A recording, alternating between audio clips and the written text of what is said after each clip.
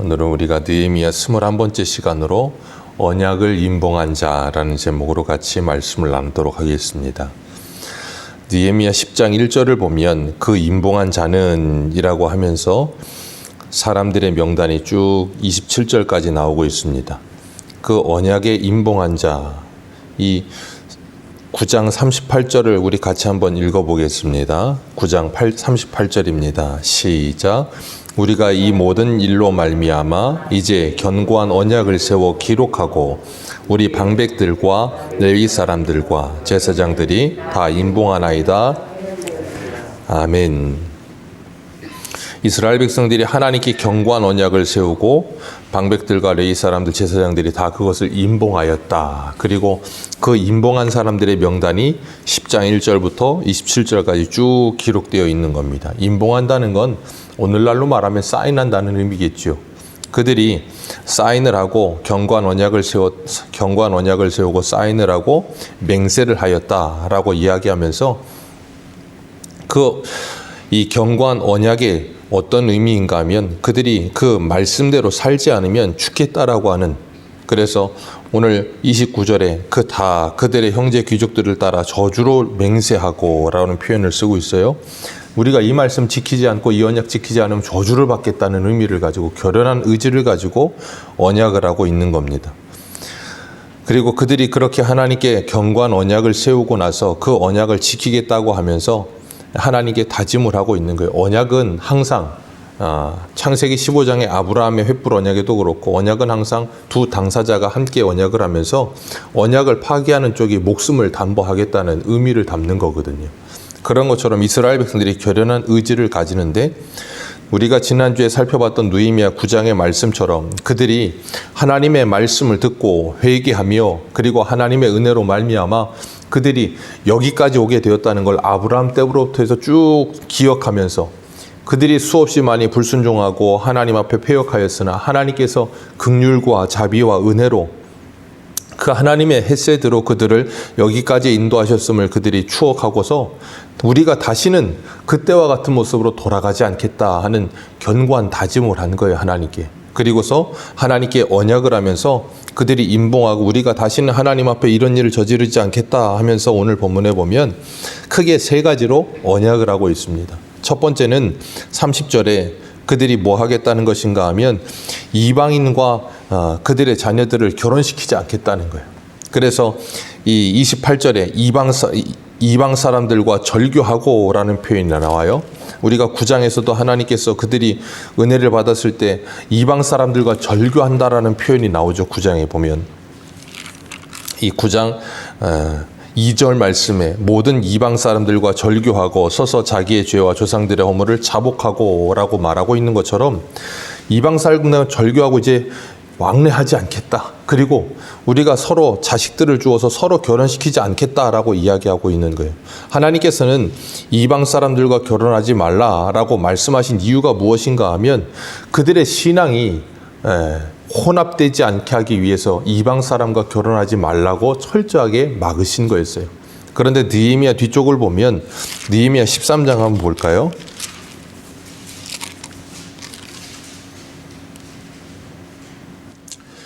느헤미야 13장 23절 24절 같이 한번 보겠습니다. 23절 24절 같이 읽겠습니다. 시작.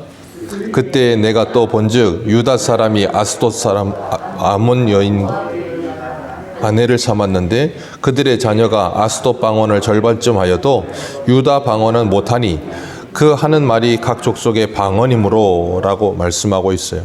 여기 보는 것처럼 이방 사람들과 결혼하고 나서 제일 먼저 일어나는 일이 뭐예요? 그 후손들이 이스라엘 말은 하지 못하고 아스돗 방언만 한다는 거예요. 쉽게 말하면 어머니를 따라서, 우리가 그래서 모국어라고 표현하잖아요. 어머니의 언어를 따라가는 거예요. 그러다 보니까 이방 여인과 결혼해서 그 후손들이 점점점 신앙으로 변질되는 모습을 보게 되는 거예요. 하나님께서 이것을 막기 위해서 이방인과 결혼하지 말라 그러셨던 거예요. 그래서 신명기 7장 3절을 보면 또 그들과 혼인하지도 말지니 내 딸들을 그들의 아들에게 주지 말 것이요 그들의 딸도 내 며느리로 삼지 말 것은 그가 내 아들을 유혹하여 그가 여호와를 떠나고 다른 신들을 섬김으로 여호와께서 너희에게 진노하사 갑자기 너희를 멸하실 것임이니라 하셨어요. 이스라엘 백성들이 여인들에게 현혹돼요. 그래서 이스라엘의 왕도 자기를 위하여 아내를 많이 두지 말라 그랬어요. 솔로몬이 그런 대표적인 케이스예요. 아내를 1000명이나, 솔로몬이 무슨 의자왕이라 그런 게 아니라 주변 나라들과 정략적인 결혼을 한 거죠. 상호 불가침 조약을 맺으면서 전쟁하지 않고 평화를 이루기 위해서 수많은 여인, 그 나라의 딸들과 결혼을 했던 거예요. 그러다 보니까 결국에는 어떤 일이 일어나요? 그 모든 여인들, 1000명이나 되는 여인들이 자기들의 신을 가지고 들어와서 온 이스라엘의 우상 나라를 만들어 버려요. 그리고 결국은 솔로몬도 거기에 무너져서 그 이방 신들에게 절하게 되는 일도 일어나죠.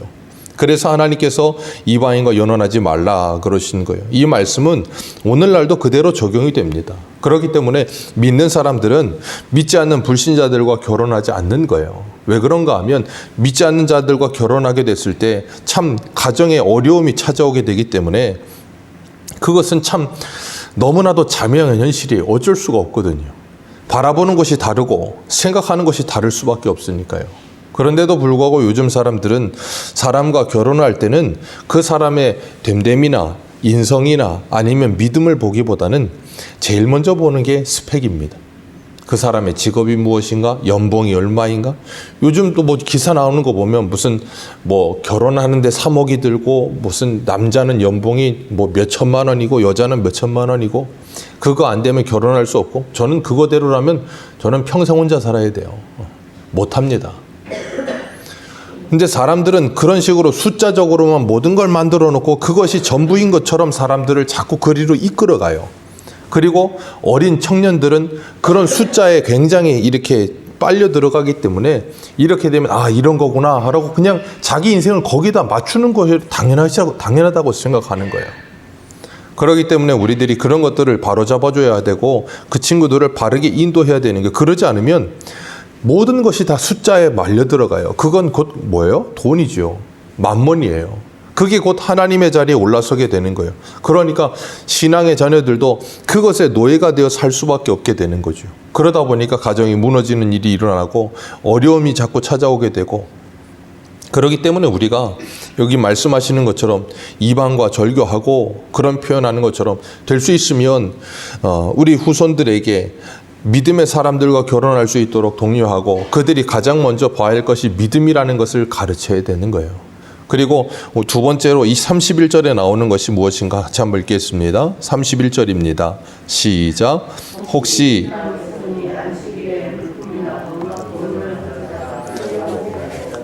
우리가 안식일이나 성일에는 그들에게서 사지 않겠고 일곱째 해마다 땅을 쉬게 하고 모순비들 탕감하리라 하였고. 아멘.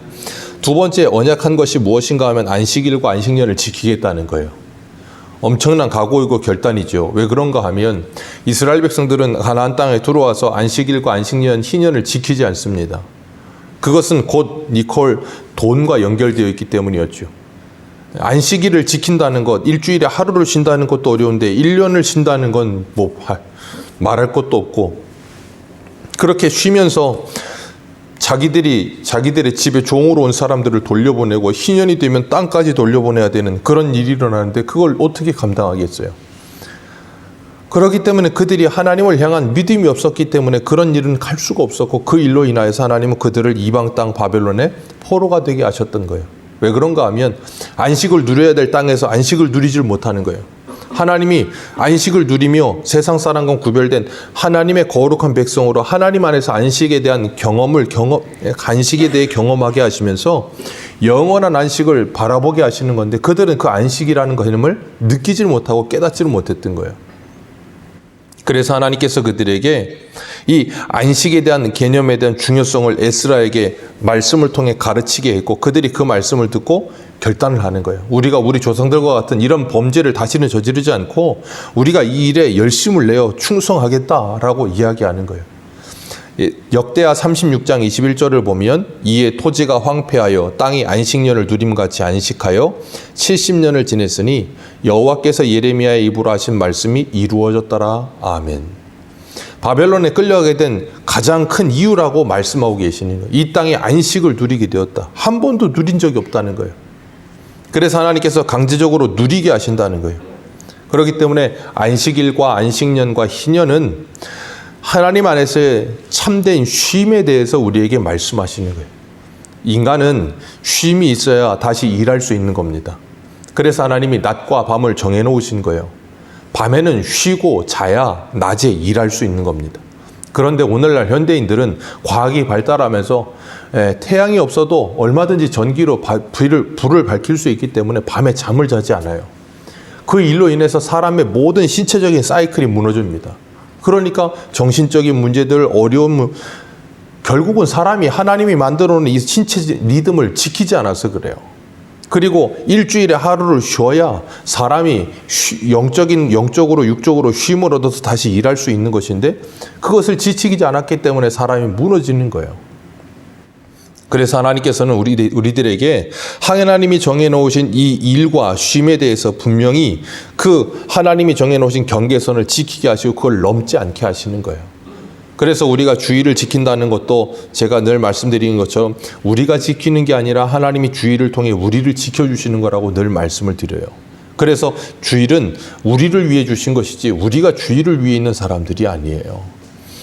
하나님께서는 그렇게 안식일과 안식년과 희년을 지키면서 그들이 하나님 안에서 참된 안식과 쉼이 무엇인지를 경험케 하시면서 세상의 노예가 되지 않기를 원하시는 거예요. 우리가 어제 로마서 1장 1 말씀 나눈 것처럼 우리는 그리스도의 것으로 그리스도의 종으로 하나님의 사랑을 받은 성도로 부르셨다는 거예요.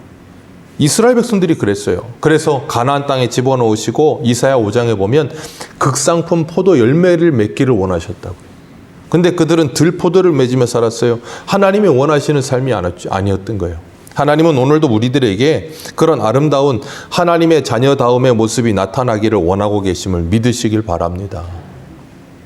그래서 이스라엘 백성들은 첫 번째로 이방인과 절교하고 연원하지 않고 두 번째로 안식일을 지키겠다라고 이야기하고 있었던 거예요.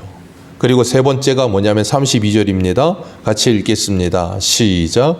우리가 또 스스로 규례를 정하기 해마다 각기 세겔의 3분의 1을 수납하여 하나님의 전을 위하여 쓰게 하되. 아멘. 성전세를 내겠다는 거예요. 출애굽기 30장 13절을 보면 반세겔이라고 정해져 있었습니다. 그런데 오늘은 3분의 1 세겔을 그렇게 정하면서 그들이 바벨론 포로에서 돌아와서 성전을 재건하는 동안 경제적인 어려움이 있었던 걸 우리가 알아요. 그렇기 때문에 그렇게 정해놓고 33절 이하에서부터 그들이 민수기 28장에 나오는 상번제와 안식일, 초하루 이런 제사들에 쓰여지는 3대 제사와 같은 모든 일에 쓰여지는 짐승들 그리고 성전을 고치는 데 쓰여지는 모든 물질들 이걸 통해서 그걸 다 감당하겠다는 거예요. 이들이 성벽을 완공하고 그리고 에스라를 통하여서 이 신앙이 회복되고 그리고 난 후에 그들이 가장 먼저 한 게 회개하고 그들이 그동안 걸어왔던 모든 일을 추억하면서 하나님께 견고한 언약을 맺었어요. 우리가 다시는 그런 실수를 범하지 않고 믿음으로 살겠다. 첫 번째가 뭐라고요? 이방인과 절교하고 연원하지 않겠다. 관계성을 말하는 거죠. 이방인과 관계를 끊고 이제는 하나님과 관계를 맺겠다. 그리고 두 번째가 뭐예요? 안식년과 안식일을 지키면서 시간의 문제, 하나님과 예배의 시간을 우리가 지키겠다. 그리고 물질의 문제, 하나님께 올바르게 물질을 사용하겠다라고 이야기하고 있는 거예요. 그러면서 그들의 삶 전체를 뭐예요? 하나님께 드리겠다고 이야기하는 거예요. 그러면서 35절부터 39절까지는 토지소산의 만물, 첫 열매, 그 자녀, 그리고 짐승의 첫 것까지 그 첫 것은 누구의 것이라 그러셨어요? 하나님의 것이라. 6월절을 통해 하나님께서 분명히 말씀하셨습니다. 그리고 제물과 11조 이 모든 것들 하나님께 드리기로 언약을 맺습니다. 그러면서 마지막에 39절에 뭐라 그래요? 우리가 우리 하나님의 전을 버려두지 아니하리이다. 하나님의 전을 버려두지 아니하리이다. 그 말은 뭐예요? 우리의 신앙을 회복하겠다는 거예요. 말씀이 들어가고 나니까 그들이 회복이 일어나는 거예요. 우리가 학개서 1장 4절을 보면 이 성전이 황폐하였거늘 너희가 이때에 판벽한 집에 거주하는 것이 옳으냐 그랬던 것처럼 이스라엘 백성들이 하나님의 말씀이 들어가서 그 말씀이 그들 안에 역사하니까 그들이 뭐 하게 돼요? 하나님의 전이 버려져 있었다는 것이 보여지기 시작하는 거예요. 우리들도 마찬가지입니다. 하나님의 말씀이 우리 안에 들어가면 우리 안에 있는 믿음의 성전이 버려져 있었던 걸 우리가 확인하게 되는 거예요. 그리고 뭐예요? 하나님, 다시는 이 믿음의 성전을 버려두지 않겠습니다 라고 말을 하면서 신앙이 회복되는 일이 일어나기 시작하는 겁니다. 그래서 하나님 앞에서 우리의 신앙이 회복되어져 갈 때 우리의 영적인 건강이 뭐예요? 회복되어져 가는 거예요. 하나님께서 에스라를 통하여서, 느헤미야를 통하여서 이런 일들이 일어나게 하시는 거예요. 이 토지 만물의 첫 것, 모든 첫 번째 것들은 다 신약에 오면 누구를 상징하고 있는가 하면 예수 그리스도를 상징하고 있는 거예요. 그러니까 예수 그리스도께서 맏아들 되셔서 십자가의 죽으심으로 우리를 구원하여 주시고 부활의 첫 열매 되어 주셔서 우리에게 부활의 소망이 되어 주셨어요. 그리고 우리는 예수 그리스도 안에서 하나님께 견고한 언약으로 임봉된 자들이 된 겁니다. 그렇기 때문에 우리는 이제 죽어도 주를 위해 죽고 살아도 주를 위해 사는 존재가 된 줄로 믿습니다.